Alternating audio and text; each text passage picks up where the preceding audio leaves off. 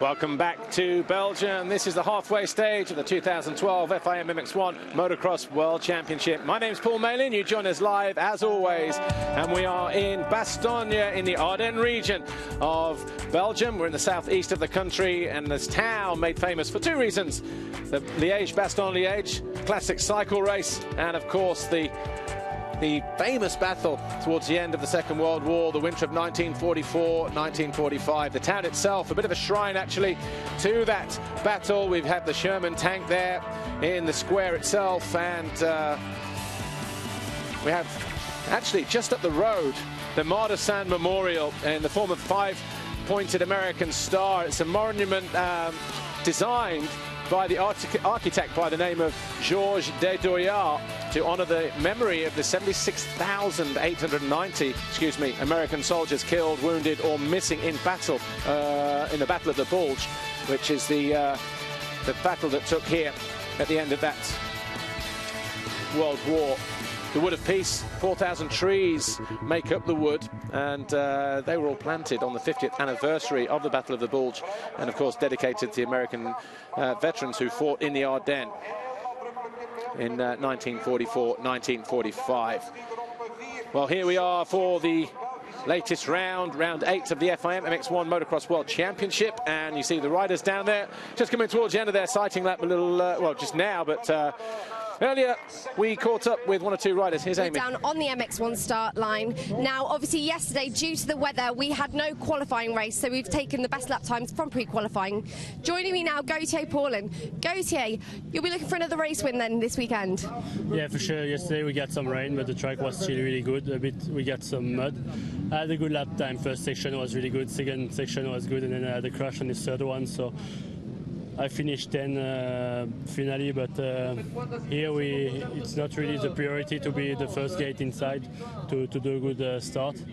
The weather is with us, so track's coming really good. It's no mud anymore, really good grip, many really long ruts, so it's going to be a nice race. Hope to get a good start, and it's going to be good. Thank you, Gauthier. That's very informative. So we're going to move down the start line now, and we're going to have a word with Davide Guarnieri.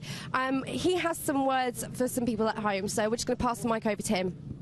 Yeah, bad things happen, like 2 weeks ago, and one young kid has passed away, and we are here to say hello to him, Massimiliano, and what we can say more. I think we are all the motocross and all the Italian riders are all close to him, and we just want to be closer to the family, and hope that stuff don't happen anymore. And ciao, Massimiliano.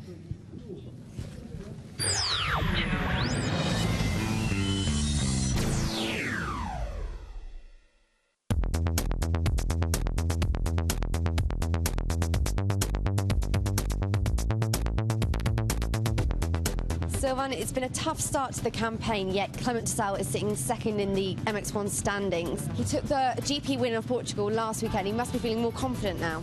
I think and I hope this is his real comeback after the injuries of last year and the quite complicated operation. He has changed his attitude or approach to this World Championship and started without any risk, race and counted by race. So now we are 7 GPs far, and he understands that it's time to go for it. He proved that in Portugal, and I think we can continue in this speed and atmosphere to the end, and I hope to the end of the championship.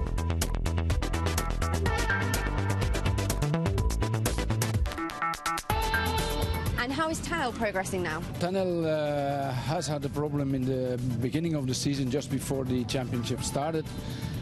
He has been suffering with injuries. The injuries are improving. I mean, he can ride without pain and so. And I hope that between now and the Russian GP that he can show his real performance. He already in Portugal showed his speed when he is riding alone on the pre-qualifying. The problem now is just easy overtaking, and so I hope he comes relaxed and find his way front.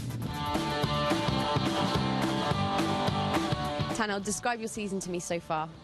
It's not been so great. I had some small injuries and I couldn't ride like I wanted to ride. So, but I'm happy with the last weekend. I had the speed, so need to make good starts and not make any stupid things again.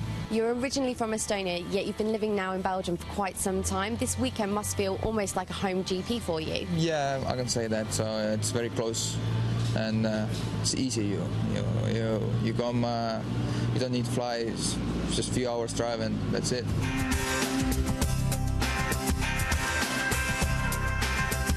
Clement, you grew up in this region. Does that make this weekend a bit more special for you? Yes, it's to be special because you know it's a home GP and it's good to ride close of my home. Yeah, close. It's like 1 hour 40 driving, but I mean it's my region, like you said, and yeah, it's good. It's a good feeling to be here. And you took the win last weekend in Portugal, but you said you weren't quite so happy with that second moto. Why was that? Not so happy. I mean, the second part of second moto, I was not so happy because I could not keep my big rhythm that I have in the first party. But yeah, it was difficult because I had to push a lot to come back after a bad start, and that was not easy. And after I get like a little bit, not tired, but like have to be careful, and then I make a mistake in the same time, so just want to stay on 2 wheels. And Steve Ramon is making an appearance this weekend. How is he feeling? He's already back on the bike. I have lent him a motorcycle for training. He wants to find out where he is. I don't think he has the intention to do motocross again, but he has the intention to do endurance races, and that is great.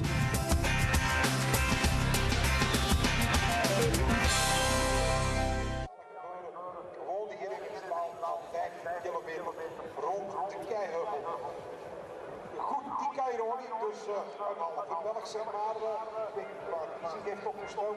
Ik weet ook niet wie er met de filmcamera rijdt. The FIM MX1 riders make their way down to the line. They're getting ready for the first race of the day here, the Belgian Grand Prix at Bastogne. A brand new circuit here in the 2012 calendar. Never been here before in the World Championship. We've visited on more than one occasion in yesteryear. Namur, just up the road, about 40 minutes away. But this weekend in the southeast of the country, close to the Luxembourg border, the Wallonie region once again makes way to the FIM MX1 MX2 Motocross World Championship. My name is Paul Malin. You join us live, of course, from the circuit. There is Tony Cairoli. He's starting right next to the doghouse. That will be operated by Andy Summer, our man just round the back there in a blue shirt. But Tony Cairoli, the Red Bull KTM factory rider, is our current points championship leader, 37 clear of Clement de Salle. Now, you heard Amy just a moment ago, before we went and saw that Rockstar Energy Suzuki World MX1 report, say that there were no qualifying races yesterday. Of course, the organisers, the FIM, are at their discretion to try to preserve the track to create the best racing, of course, on Sunday, and that's exactly what's happened here. They used the pre-qualifying times to determine their grid positions, and it was de Salle on pole position in his home Grand Prix in Belgium. De Dijker was second, so it was a Belgian 1-2, and then it was Tanel Leok, Sean Simpson, Kevin Strybos, and Xavier Bourg. Tony Cairoli was seventh. He hasn't gone down the inside as many of the favoured riders have. In fact, he's gone to the middle. He's going to try and swing around as the riders turn tight up the inside. It's 5 seconds. The heads go down. There's number 9, Ken de Dijker, Tanel Leok, Davide Guarneri alongside him, and Sean Simpson. And Cairoli does come from the middle, but does he hold a nice tight line? Well, he goes pretty deep. We've got 3, 4, 5 guys going down as they head through that first turn. But Cairoli, look at that, from the centre of the start line. Bobashev goes down there with Ken de Dijker. So 2 of the big favourites here, and 2 of the big men of the sport in MX1. Easy, boys. So de Dijker then just takes a quick look down to see if that rear of the machine is damaged. He might be better as well, just to pull into pit lane there. But up front up is Tony Cairoli, Kevin Strybos. There, number 22, the 21 of Gauthier Paulin, and 25, Clement de Salle on the yellow Suzuki up the inside here of Gauthier Paulin. Doesn't find a way through there, though, on the Kawasaki Racing Teamster. Just behind them, the blue TM of Anthony Boissiere. So Boissiere in 5th place, as he goes through them. And that looks like it might have been Sebastian Pourcel as well. number 11. And alongside him, possibly, you know, Heron Brecker, I think, got a good start. But, of course, we'll sort everybody out as they come over the Monster Energy finish line jump for the first time. But Cairoli, there is De Sal, there's Paulin. Yeah, Rui Gonçalves up there, so too Xavier Borg. So Kevin Strybos, motivated to do well in front of the home fans here. The last time we saw him on a podium was the Brazilian Grand Prix at Beto Carreiro on our flyaway tour. The second of those races, of course, the first of which happened in Mexico at Guadalajara. And that had been 5 years in the making for Kevin Strybos in terms of his delayed return to the podium. But looking good here in the early stages of this first race, the HM Plant UK KTM rider. Gauthier Paulin just running wide there, tries to correct himself, comes over the berm as they come out of the final corner.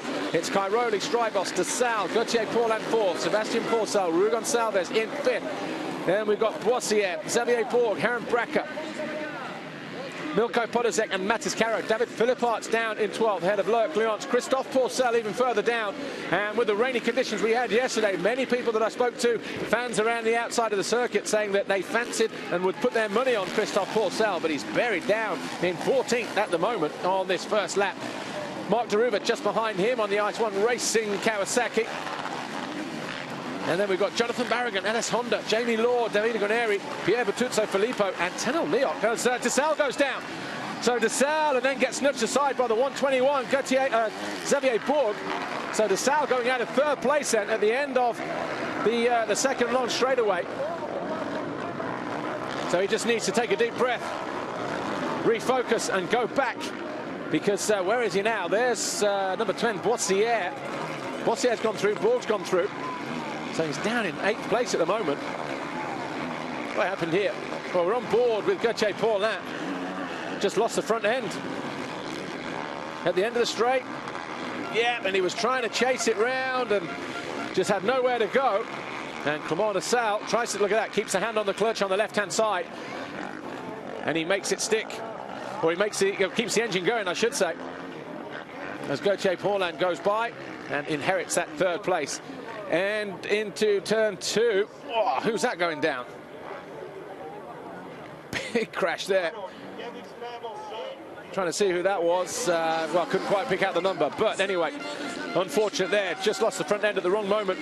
Just gives you some idea as to how big and heavy those berms are at the end of that second straight down past pit lane. But Tony Cairoli over the line then for the first time. But Kevin Strybos, the fastest man on track by about, what, 1,000th of a second. So it's nothing really. Cairoli 154.486. Kevin Strybos 54.485. And the gap between them 1.8 seconds. Gauthier Paulin, the Kawasaki Racing Team rider, is in third place. And it looks like he's sporting the new 2013 range of Thor clothing. Of course, we went to Parts Europe in the week. Went to see their distribution facility where they unveiled their Thor riders in Europe, and of course Ryan Villopoto, who will be joining me in just a few moments time here in the booth. But a bit further behind Gauthier Paulin there, the number 11 of Sebastian Porcel, who's now in 4th, and Clément De Sal back on the charge. He's already found a way past Boissier and Xavier Borg there on the right hand side. Xavier Borg, another rider that was down at Parts Europe the other day. So sporting fresh new colours here for the Belgian Grand Prix in Bastogne. And look at that, De Sal wasting no time as he goes after Rui Gonçalves. Gonçalves riding with a bit of a chest injury, had a crash yesterday. And so too did his teammate, actually, Bobashev. So De Sal here, 25, around the outside of the red and white of Rui Gonçalves. And he moves up another position and goes 5th now, does Clément De Sal. So we have a good crowd lining all around the outside of the circuit here. A throwback to the old school. And De Sal won't mind that at all as he gets the number 11 in his sights. Sebastian Porcel, the CP377. Monster Energy Kawasaki Pro Circuit rider there. Brother, of course, to Christophe Porcel, who's now in 11th position, just behind Milko Podolski and David Philippart. So Christophe Porcel could still yet have an impact on this first MX1 race here. We've still got 30 minutes to go, don't forget. There's the sunshine coming out. And the circuit conditions changing all the time, completely different to what we had yesterday. And as they come over the line to start their third lap. We've had 2 laps down, and the fastest man on track at the moment, Tony Cairoli, 1:53.7. Right, I'm pleased to say that one of the most famous riders our sport has ever seen, Ryan Villopoto, factory Kawasaki rider, Monster Energy rider, and back-to-back AMA Supercross winner for the last couple seasons. Glad to have you here, glad to have you in Europe, and away from the racing to start with, because normally we see you, of course, we get to talk to you at the Motocross of Nations. You're pretty focused, it's busy, and you don't have time to relax and come to enjoy the weekend. But you're here, you've been here a few days, you don't go back until Tuesday. Welcome to Belgium. How's it been for you so far? It's been really cool, you know, to come over to Europe and not have the pressures of racing, and get to sightsee a little bit, and you know, see my first GP here. It's you know, it's really cool. I think you know, you may see me over here in the future, possibly. You know, it's kind of a thought that you know, been thinking about. Me and my wife may come over and you know, try it out one year. Obviously, you're a big fan of hunting and that kind of thing, so you have a love of the great outdoors. I guess you're not really much of a city kind of liver and all the rest of it. So I guess coming to Europe is one of those things that you just fancy ticking off the box, yeah? You know, actually, I like how you can walk to a lot of the places, you know, restaurants and different spots. So I wouldn't really call it city living, but it's you know, it's living in a town where everything is within walking distance. I really like that. Because you don't have that in the States, do you, really, too much of the time? There's David Villopoto, a rider you probably got to meet the other day and know a little bit after your visit down at Parts Europe, an impressive facility, I may say. David Villopoto's on the charge. He's in 8th place at the moment as he goes after Xavier Bourg on the factory Kawasaki. He's now in 7th. Ruben Salves just ahead of them on the factory Honda, as Villopoto's looking to find a way around, coming into the final corner here, but not going to get through there. Ryan, you rode the track earlier. You did one steady lap on a 450, but how was it? Of course, it's a brand new circuit here, but the natural terrain, the ground, how was it for you? Did you get a feeling from it or not? Yeah, you know, it's definitely a technical track. It's tacky in spots and then really slippery in others, and then I came across a couple of spots that were really rocky. So, you know, it has a little bit of everything, and it seems like it's a demanding track, but you know, it's you know, if this is the first go-around for him, it's definitely a decent track for the first time. And of course, we just saw Commander Sal go through there a moment ago on Sebastian Pourcel, so he moves himself up into 4th place. But of course, they didn't race yesterday, the qualifying races. There was a lot of rain. You wouldn't believe it today, though, would you? No, I was actually showed up yesterday for the press conference, and yeah, it was pretty bad, and the pits are unbelievably really bad. So to see the track like this, it's really good. And of course, the track not as bumpy as it could have been. You know, we're a day down on the race action, but it will get choppy. The ruts and the lines will start to develop, of course. But in terms of race tracks in the US, is there anything similar ground-wise compared to what you've raced on back home, or anything in Canada when you had an amateur career in Canada? You know, I think it's similar. You know, we have places that are kind of like this. Maybe not with the rocks added in there, but you know, Unadilla is a place that looks like it's very tacky, but it's very slippery. Washougal is one of those places.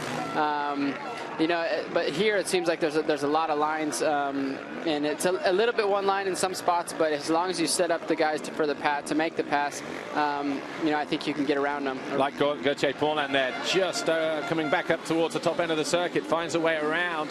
Ruben Salves now goes up into, in fact, Paulin, has he made a mistake? I think he must have made a mistake, because he's 3rd. Oh, no, Xavier Bourg, sorry. Xavier Bourg, I thought it was just the 21. I thought he made a mistake. Fastest man on track, though, Cairoli, 52.8. He's already 6 seconds clear on Kevin Strybos. Gauthier Paulin mistakenly there, down in 3rd position, then to Sal 4th. So the battle 5th, 6th, 7th, 8th between Xavier Bourg, Ruben Salves, David Villopoto there, number 19. And the best laps of the race so far, the 52.878 of Cairoli. His last lap was that fastest lap, but setting a personal best, the 54.2 of Commander Sal, as he tries to close down and make up for the mistake he made at the end of the first lap when he just lost the front end in turn 3, or turn 4 it was, just at the end of the rhythm section.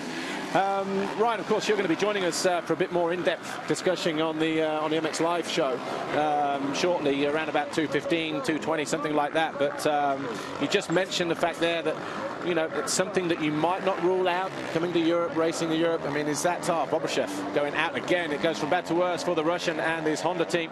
But, I mean, do you have a short-term or a long-term goal in terms of racing in the States and trying to fit that European dream in? Yeah, you know, short-term, long-term, it's more or less, you know, my plan is 3 years. 3 more years, and then, you know, possibly come over here. I don't know. It just, you know, there's never been a top rider from the U.S. come to Europe. All the top riders from Europe go to the U.S. It seems like that's just the way it is. And the guys that may not be able to get a ride in the States come over here. So, you know, it'd be definitely be something different. And why do you think that is? You know, is it because the top guys, they're happy with what they've achieved and they say, right, time to hang them up and that's it? Because I would have thought someone like Carmichael would have at least fancied 1 year in Europe. There's Christophe Pourcel now on the charge there, going past Xavier Bourg. Pourcel was pretty close there as he squeezes in, coming into the final corner. And Pourcel now going up to 6th place. Is that 5th place, 6th place, 7th behind Villopoto. So yeah, Ricky Carmichael would have been one of the guys. I'm not surprised actually that you might have your sights set on coming to Europe for at least 1 year. But 5 years ago, 10 years ago, after you know, the nation's experiences that you have, you know, would you have said that that's something that interested you ever in terms of you know, the World Championship? Kind of, did you ever have that ambition to be world champion? I wouldn't necessarily say it's that exactly. You know, it'd be more or less it'd be to get the European experience and come over here and just get that living experience over here. You know, it's a motorcycle track. It's a motorcycle track regardless if you're here or in the States. You know, they're pretty similar. So it just get that, you know, experience of you know, traveling the world. You know, it's you know, it's in the States, everybody speaks the same language. It's very easy to you know, go state from state. So to come over here would be a big change, and you know, you'd definitely have to get used to it. You'd have to know the right people. You'd have to have the right people on your side, and to make it work.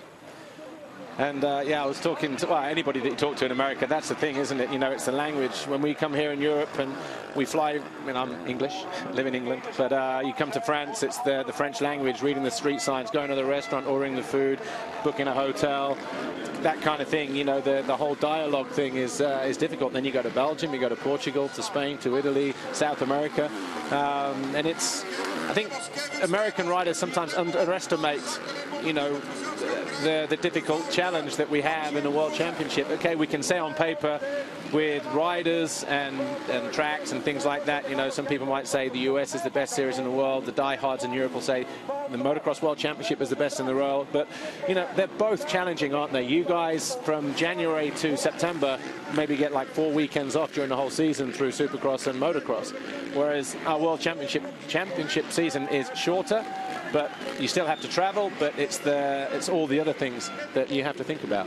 Yeah, oh yeah, for sure. You know, and I think you have some really far races, and then you have a lot of races are very close, you know, so you get a little bit of both. And I wouldn't say all of our races are really close. You know, it's within a 4.5-hour flight, so every weekend really if you're on the West Coast. And, you know, that's the thing is, yeah, like just the day-to-day, you know, living in, I guess, a foreign country for me to say it'd be tough to get around, to, you know, ask directions, to try to order food and things like that. So that's why I said you have to have the right people involved, the right people behind you that have done it before, that can help you and, you know, make that part easy, and then all you concentrate on is racing. Well, somebody who's concentrating hard on trying to hold on to that second place, Kevin Strybos, the HM Plant KTM UK rider, the Belgian, riding here in another home Grand Prix, of which he's been on the podium quite a few times, but Cairoli still has that 10-second advantage. And Cairoli, a rider that Ryan Villopoto, you're no stranger to, racing against either in MX2 or MX1, of course. But Gauthier Paulin just finding a way through into second.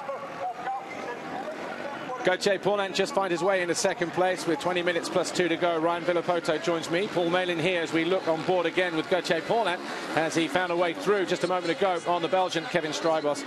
We were just talking about Tony Cairoli a moment ago, Ryan Villopoto. No stranger for you racing with him in Motocross of Nations, MX2 at Matchley Basin, of course, and MX1, you know, a couple of years ago, but even last year. But do you spend much time with him? Have you kind of got to know any of the European guys when you've been at the Nations events? Just a very little bit. You know, the Nations is a very unique race where everybody is. It's a very serious race on, you know, countries on trying to win. So you know, we try to stick to ourselves. But obviously Porcel was in the States for quite some time and got to know him fairly well, and yeah, that's really kind of it, probably for riders anyways. Yeah, you had dinner with Stefan Everts. Is that just something just because I mean, you obviously know him. A lot of guys know Stefan. Yeah, exactly. Know him from, you know, Motocross of Nations, and then he comes to the States, you know, fairly often, and you know, see him in Supercross, talk to him there, and you know, have a decent relationship with him. He's very, you know, cool guy. We're friends. So, you know, when we came over, we were actually just right down the road from his house, and we hung out one night, and then the next day we went over to see his house. So it was very, very cool. And that's a nice house as well. Yeah. But I hear the wine was good. Yeah, it was. That's one thing. I mean, obviously nobody likes getting injured. Of course, you're on the return rehab from the knee injury you picked up. That was your home Supercross race as well, wasn't it? It was, Seattle. You know, you wrapped it up the week before, looking forward to going home. The smallest of, I wouldn't even call it a crash, it was a tip.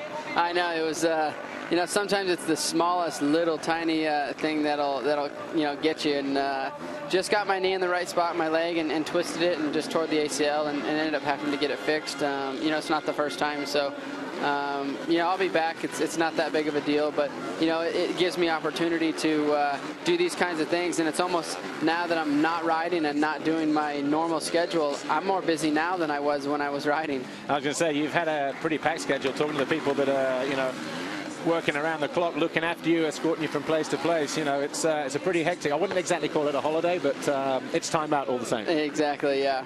Okay, well, look, Ryan, for now, thanks for joining us here. I look forward to talking to you a little bit more in more detail when we welcome you in the Monster Energy rig for the live studio show. You'll be joined actually by Danny Hart, who's the UCI World Downhill Mountain Bike World Champion from last year. So, you know, he's a good kid. He's from England, young as well, 20 years old. So it'll be interesting to hear, you know, you and him just kind of, you know, both sides of the stories in terms of your chosen professions and where it's taken you. So Ryan Villopoto from Kawasaki from the US as well. Thanks for joining us here, and we'll talk to you very, very soon. All right, thank you guys. No problem, thank you. Okay, back with the action here. MX1, race one. Tony Cairoli still leads. He's 10.7 seconds clear of Gauthier Paulin now, having just found a way past Kevin Strybos a moment ago. DeSalle, he's closing in though. Although he's about 5 seconds down on Strybos. DeSalle is the second Belgian in the race here in fourth position. The number 25 Rockstar Energy Suzuki World MX1 rider. David Philippart is in fifth on the Monster Energy Yamaha, but a moment ago, as we were talking to Ryan Villopoto, you could see he was coming under attack from the number 377, the CP377 Kawasaki rider of Christophe Pourcel. Then we've got Xavier Bourg, Sebastian Pourcel and Mathis Caro, with Anthony Boissier just rounding out the top 10. A little bit further down though, we've got this battle here. Rui Gonçalves, who takes a nervous look over his shoulder. Tanel Leoc's already gone through. Guarneri goes through though, and that pushes the Portuguese rider down to 13th position. And you can see he's got, who's that behind him? Is that Podesek? I think it is, on the HDI Honda France machine. Then we've got Ken Dodika, who's picked himself up off the deck at turn one when he had that collision with the 777 of Evgeny Bobashev. He's now in 15th position. Jonathan Barragan is 16th on the LS Honda. Then we have Lurk Leon, Cedric Soubara, Nick Oban and Sean Simpson. So Simpson looked to have got a good start, but obviously just down there picking up that one championship point at the moment in 20th position, as Podesek now 32 takes a look over his shoulder to see who it is breathing down his neck, and it's the big number 9. And that is a big number 9 as well. Ken Dodika comes over the Monster Energy finish line jump, and we've had a bit of a change over in positions here, because it's Rui Gonçalves who's now dropped down to 15th. Dodika there, number 9, is in 14th position. Here's Tanel Leoc, number 4. He's 11th, having just found a way past Anthony Boissier, the factory TM rider. So the Estonian, who likens this place to the closest thing to him having a home Grand Prix. And of course the team that he rides for is Belgian, Rockstar Energy Suzuki World MX1. He would love this circuit actually, a little bit gritty. a little bit old school, where you have to fight for lines and traction and that kind of thing. So Tennell Leok doing his best to come through the field now. He's now in 10th position. Mattis Caro will be the next guy on his sights, although he's, what is he, about 10 seconds further back of Mattis Caro, who's having a great ride, actually. The Steve Turner KTM rider, STR Racing. And Mattis Caro, at the moment in the championship, 14th place, just 8 points down on Jonathan Barragan, who's a little bit further behind in Barragan, down in 16th position. Here's Ken de Dijker being urged on by the Belgian fans here. Number 9 looking to use every inch of the track on that big KTM 450. Switches it from right to left. Stays out of the inside ruts. Carries that momentum around the outside. Has he found a way through on Potterzek? I think he might have, yes. So Ken de Dijker then picks up another position. Milko Potterzek, and is now in 13th, and he's already got his sights set on the Silver Action KTM of the 39 there, Davide Guarneri, as they come through over the Monster Energy jump. It's de Dijker on the left as we look at it, over the big step up. Guarneri takes a look over his shoulder, decides to go inside. De Dijker swing shots around the outside and has the audacity as well just to take a quick pull on the roll-off over the smallest of the jumps on this circuit as he makes that pass stick. So now Ken de Dijker finds himself in 12th position with 13 plus 2 to go. And you know what? He could actually advance further, you know. Boissier just ahead of him around the corner. There's Clément de Sal, though. He's in 4th. There's that Strybos just ahead of him. Yeah, we've got Paul and Strybos and de Sal almost on the same part of racetrack. So Clément de Sal not done yet. Not out of it. There we see 2nd, 3rd and 4th. The 22 there, HM Plant KTM. Kevin Strybos there in that 3rd position. He'd love to get on the podium here, but it's not necessarily the first race that counts. It's more the second result, so he's going to have to do it all again in the second moto. He'll know that as the Rockstar Energy Suzuki World MX1 team look on. Wasn't sure, you know, but I think that was Jorge Zaragoza on the end there as well with the hood up. Just had a quick glimpse at him as I cast my eyes back onto the screen before we lost the image, but if that's the case, the 125 European Championship rider would make sense, though. Not riding, though, still in plaster, but Clément de Sal, 25, working his way around, but a third of a lap to go. We've had 11 laps complete here. Cairoli already over the line with 11 laps complete. Paul, we're waiting for him to come through. There is our race leader, Red Bull Factory KTM. Brave move going to the middle of the grid, but decided that's where he wanted to be. The bad news is, though, everyone else will go there in the second race, and he might find himself getting caught in traffic going through turn 1. But for the first race, at least, Tony Cairoli putting himself perfectly in position as he came off the line there. That's the 22 going through. That's Kevin Strybos there, the yellow machine. The second Belgian inside the top 4. Number 25, Clément de Sal. He sits there in 4th place. David Philipparts is, how far? 10 seconds further back. The Monster Energy Yamaha rider. And he's still got nipping away at his heels, Christophe Pourcel in 6th position, who's found himself coming from a long way back outside the top 15 on that opening lap. A poor start from the usually quick to react Christophe Pourcel. Then we've got Xavier Bourg, Sebastian Pourcel, Mattis Caro. 6 seconds down on Sebastian Pourcel, 5 seconds clear of Tennell Leok. So Leok possibly just starting to close in a little bit. He was quicker by about 0.3 of a second last time around. But Gauthier Paulin there, 21. Hasn't really lost Kevin Strybos. He's having a blinding ride here in Belgium with his home Grand Prix.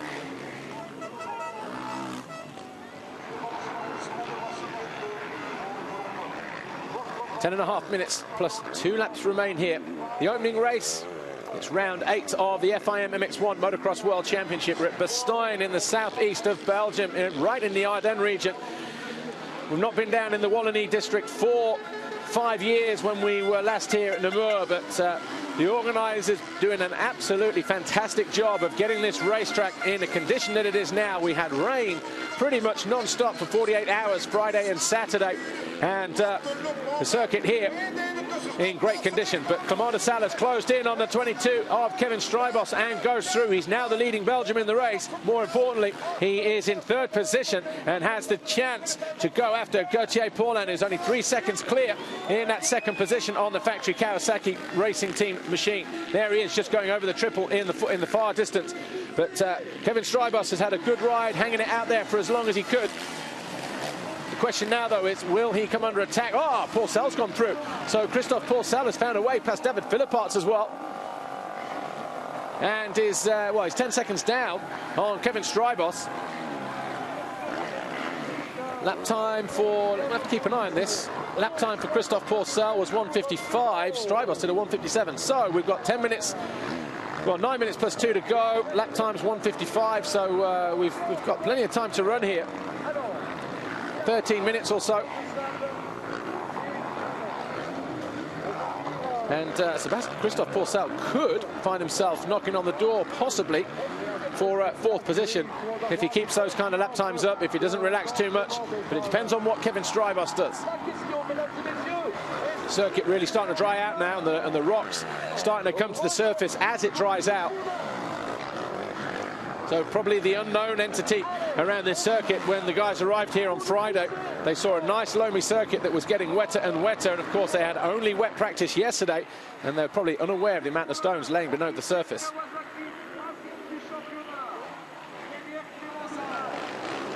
David Philipparts, number 19, coming under pressure now from Xavier Bourg, 1:21. So, back end just gets a little bit lit up on that Kawasaki there, the 1:21, Xavier Bourg. This is the battle for 6th place between Philipparts there in the yellow, number 19, the Monster Energy, yeah, shaking his arm off, probably a little bit of arm pump.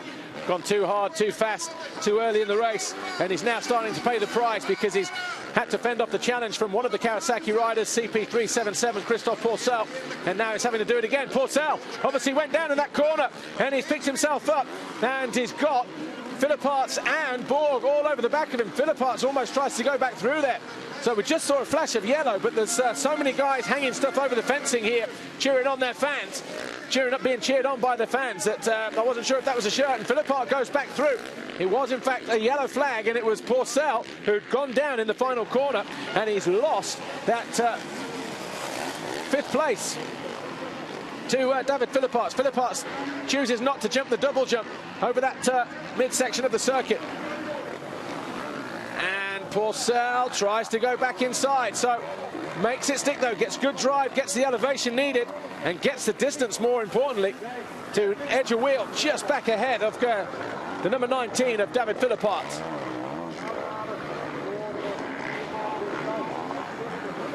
So Pourcel back in 5th place then. And that has, I was about to say, that's let Kevin Strijbos off the hook just a little bit there. So it's been a tough race then for the 377 of Christophe Pourcel. 3:15 going through, that's a back marker. Was it 3:15? I think it was. Or it might have been 39, Bonini perhaps, or 36. But up the, where are we? 5th place. Philipparts just being done there by 1:21, Xavier Bourg, who goes the outside, gets squeezed up. Philipparts fights back and almost goes back past Pourcel. So despite the arm pump there, or the normal actions of shaking the arm off the handlebar there, David Philipparts forgetting about that and going after some more points here. That's him there, number 19. So we've got 5:50 left on the clock, plus 2 laps. With 14 laps complete in his first MX1 race. Cairoli 10 seconds clear of Gauthier Paulin, who was almost a second quicker that time around than Tony Cairoli. Xavier Bourg using every inch of the racetrack, right to left. Again, arm pump problems there for Philipparts. Shakes the right hand this time through that slow corner, just to give himself a bit of breathing space. So doing very, very well is David Philipparts. As anybody who's had arm pump will know how difficult it is to not only use the throttle but use the controls as well, the clutch, the front brake, and just hold on as well. But Philipparts, so he's in a bit of a battle at the moment.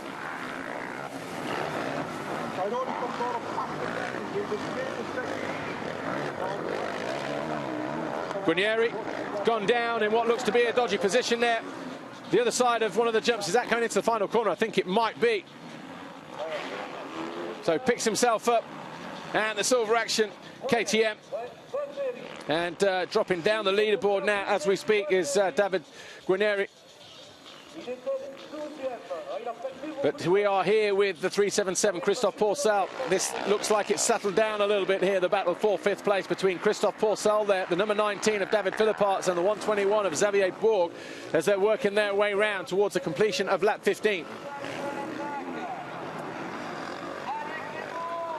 But never want to lie down easily, David Villopoto, doing all he can to pick up as many points as possible. Remember, his teammate Stephen Frossard not here, injured, had successful knee surgery in the week, and of course he'll be out for the rest of the season. But we're getting ready to go down to Kawasaki, and here's Amy. She's in pit lane. Joining me in the pit lane, Kawasaki Racing Team owner Thierry. Xavier Bourg we're seeing consistently good riding out of him now. Is his confidence grown since that podium finish? Yes.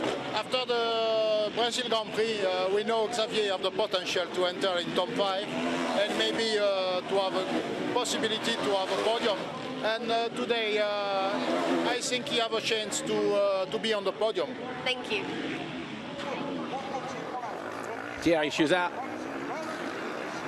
Pretty much runs the factory Kawasaki team, owns it, looks after the guys, makes sure they're well taken care of. And Xavier Bourg is in a battle with David Villopoto and Christophe Pourcel. Pourcel on the CP377 Pro Circuit, Monster Energy Kawasaki. Santu Tienen there, 67, just being lapped, the Ice 1 Kawasaki rider. He's partnering with Mark Deruva this weekend. Tienen is down in 26th, Deruva down in 22nd at the moment. But up front, Cairoli still 10.5 seconds clear of Gauthier Paulin. Looks to have that situation under control. On board here with Gauthier Paulin. Interesting to see the lines on the track, deep ruts, shallow ruts, horrible holes and braking areas and that kind of thing. But Candidaica taking everything in his stride here as he goes after the number 91, Matis Caro, and he's right on the rear wheel of the STR Racing KTM rider. These two have form as well from Saint-Jean-d'Angely, so I wouldn't be surprised if Candidaica squares up to the youngster. But he's just losing out there. It looks like he's spent all his energy, has Caro. And in the end, it was an easy pass for number 9, Candidaica.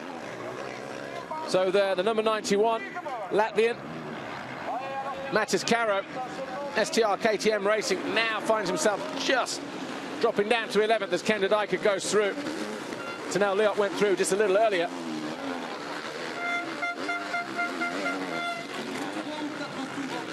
So out of the final corner then, Candidaica heads up to the Monster Energy finish line, completes his 16th lap of the race.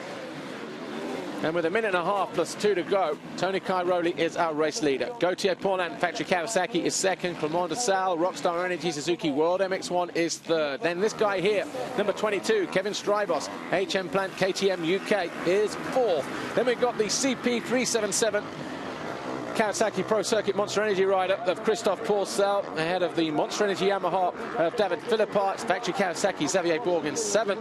Sebastian Pourcel is 8th. So now Liot 9th and Candidaica 10th. Matis Caro, we just saw him get passed by Didaica, is now in the 11th place.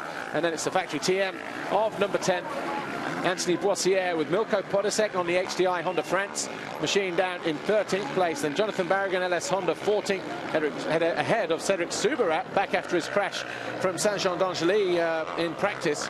He's down in 15th, ahead of Drew Gonçalves, Sean Simpson, Nick Aubin, Bill Base Honda, Loic Cliance and Heron Bracker. But Cairoli looking cool, calm and collected here as he rounds out the final turn. 30 seconds, so we're going to have 3 laps to go as he doubles his way through the first of those 3 shallow waves that lead into that final turn. They run across the end of the start straight into turn 1 here, makes that a 90-degree turn. Good loamy dirt there coming out of that first turn, dropping in. Whoa, it's got a bit of a kick there, right on the entry to that first turn. Gauthier Paulin, here he is in the orange and yellow. Factory Kawasaki rider in that second position. Again, puts himself in a great position to possibly win the Grand Prix if he betters the result of Tony Cairoli in the next moto. But Commander Sal is closing in. He's there in third place on the Rockstar Energy Suzuki World MX1 machine. Won his first Grand Prix of the year last weekend in Portugal at Águeda with a first and a third. And that second moto, if you recall, was quite an epic between him and Gauthier Paulin, Tony Cairoli. And Christophe Pourcel as well in the early stages. Christophe Pourcel, a leader for much of the race. But Commander Sal grew up in this part of the world. Here we are. Ooh, what's going on here? Gauthier Paulin. Back marker just running on. And almost running into the front of Gauthier Paulin, number 61 there, Heron Brecker, the JK Gebben Yamaha rider, who is down in 20th position at the moment.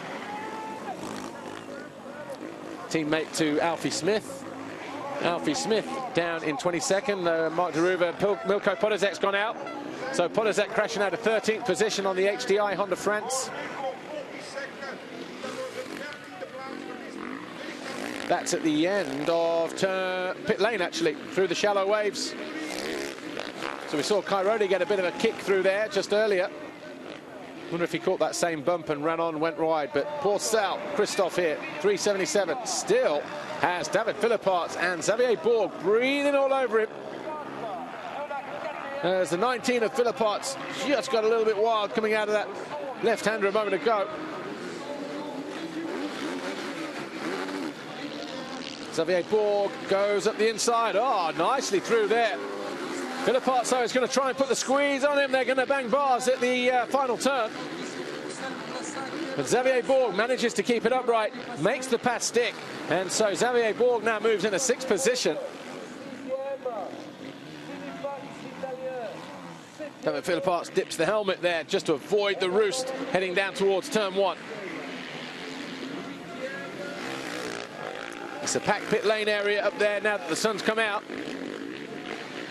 And Xavier Bourg already on the charge, going after Christophe Pourcel, who he'll believe that he can find a way past. Back marker just coming up. Oh, it was Pourcel just jumping into, going single-single on that 18-meter double in the background.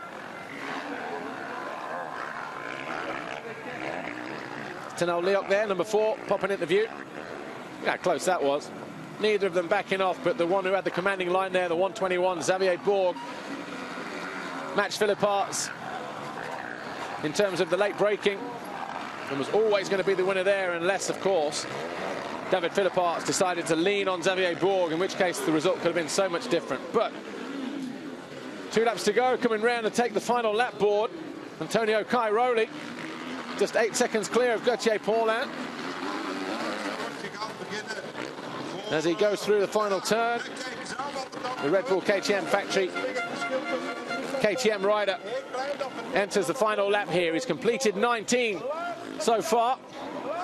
Just 2 Grand Prix victories this year. Tony Cairoli in the Netherlands and in France. Didn't win in Portugal, 3rd overall last weekend, but he's taken a fair few races. 2 in the Netherlands, 1 in Italy, 1 in Mexico, a double winner in France, of course.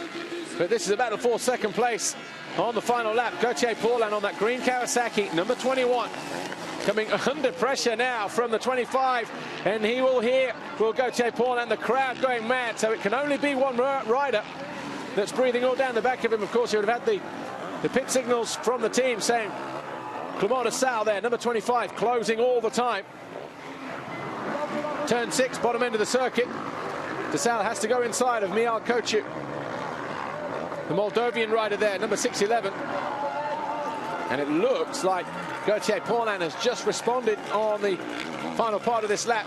He doesn't want to lose that second. Remember, he won the race, that epic race in Portugal last week, the second moto, by the narrowest of margins, 0.4 of a second over Tony Cairoli. And his comments after the line, after he finished the race, were, I'd led on the last lap, I didn't want to throw it away, I didn't want to lose, so I had to go back through. But you kind of feel that that's a similar situation here.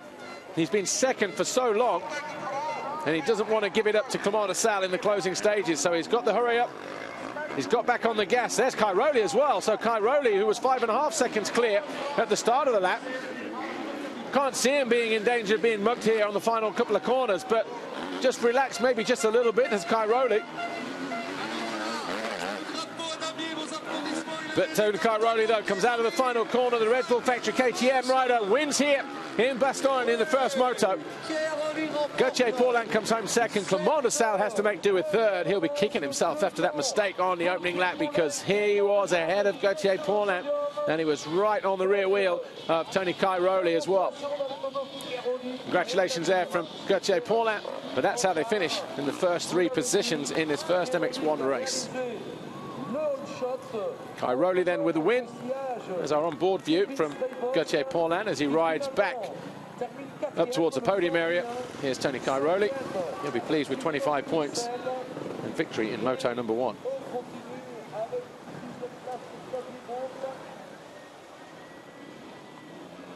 When everybody else is over the line, there's David Philippart. He comes over the line in 7th position. Well, there you go. For now, though, Cairoli, Paulin de Sal, Strybos, Pourcel, Borg, Philippart, Sebastian Pourcel, Tonel Leoc, and Ken de Dijker.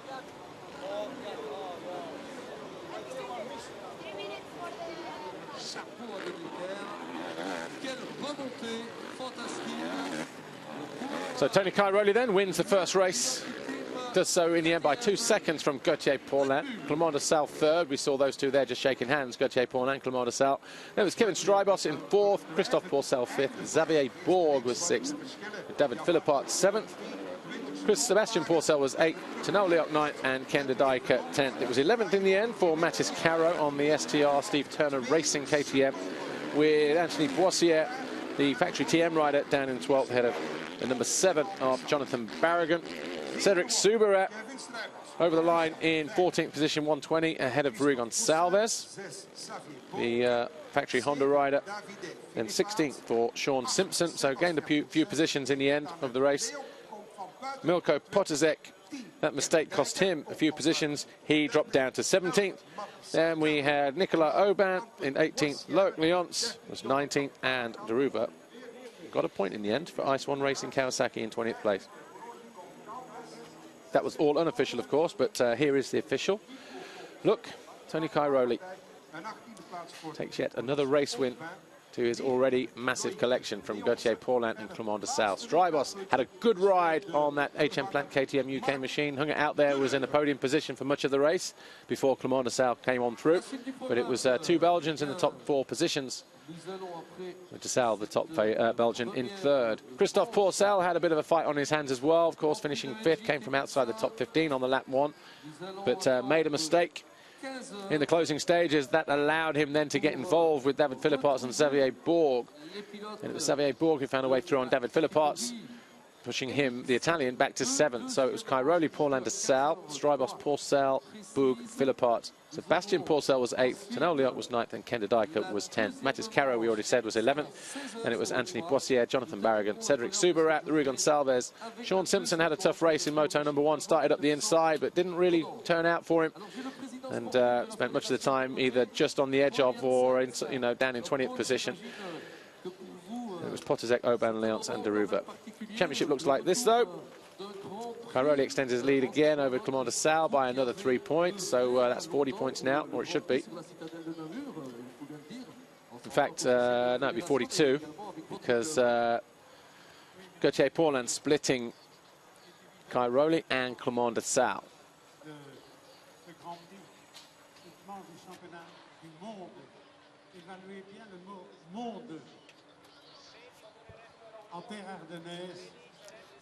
Christophe Pourcel, 4th. We're going down to talk to our winner, though. Here's Amy with Antonio Cairoli. Tony, first race win of the day. It looked really fast out there. Yeah, I get all shot, then different than other race. I tried to push immediately from the beginning, and I take some gap. Then in the end, again, it's some lap rider, some troubles. But yeah, I lose 4 or 5 seconds, and Paulin was there immediately. They were pushing together with the Sal for the 2nd place, so they come really close. But I'm confident for the 2nd race, trying to get a good start again and try to make another win. Well done. So it's backmarker trouble then for Tony Cairoli. Not the fact that he just backed off just a little bit too much to bring that Red Bull Factory KTM home on the top spot. But feeling confident for the second race, and well, who can bet against him picking up another race win? But can't deny the opportunity for Gauthier Paulin or Clément de Sale either. They've finished second and third respectively. Of course, Gauthier Paulin will be next to speak to Amy. She's waiting down by the podium area to speak to the factory Kawasaki rider, which was Gauthier Paulin. He finished second. Here he is. Let's hear what he has to say. Gauthier, well done for finishing on the podium on that first race. It looked like you had something caught in your back wheel there for most of it. No, you know, I was just trying to push in some parts, some places that where I need to be more smooth, and I learned a lot from this first moto, and I was just pushing too hard on some places, because some places have so much grip and some places really slippery. But still, I feel really good physically. I had a not so bad start. I don't have a so bad start, so yeah, we look forward for a second moto having a good start. I feel really good, so I think we can do something well. Well done, we'll see you next race. Second then for Gauthier Paulin. But as I said earlier, he's going to be in the perfect position to capitalise if Cairoli slips up, and he's still on course for a possible overall Grand Prix victory here in Belgium.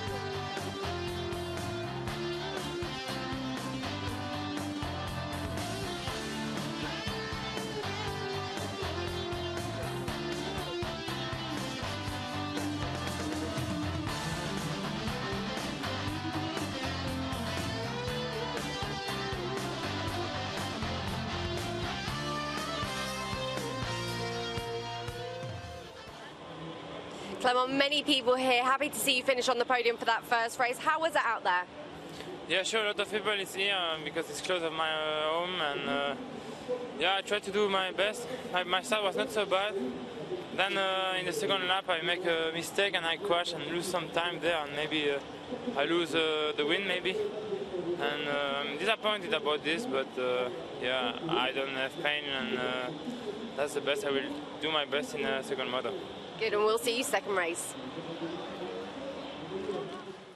Pretty much as we suspected then, Clément de Sale kicking himself after that mistake, because you just heard it there, probably done himself out of the opportunity of going for that victory in that first race, because he had to work hard to pull back a few positions and get back into that third.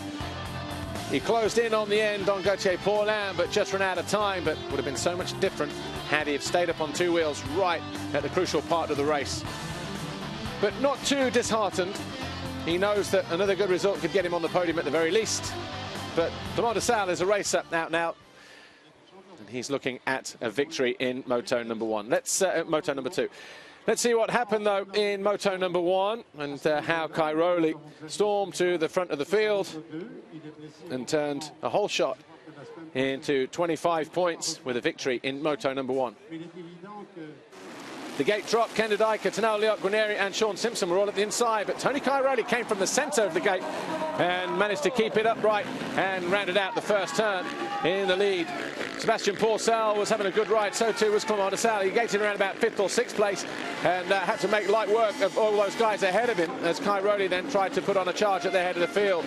Ken de Dijker crashed at turn 1 with Evgeny Bobashev, who failed to score. De Dijker eventually, though, came home in 10th place.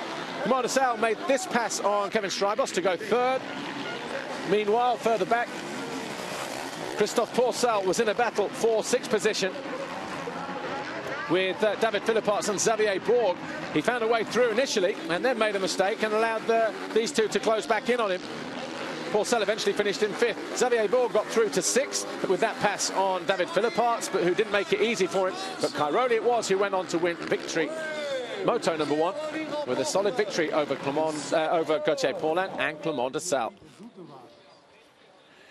Well, that's it from Bastogne for MX1. We'll be back in a moment. Don't forget, join us on our live show in about 15 minutes' time. My name's Paul Malin. We'll see you on MX Live TV in just a moment.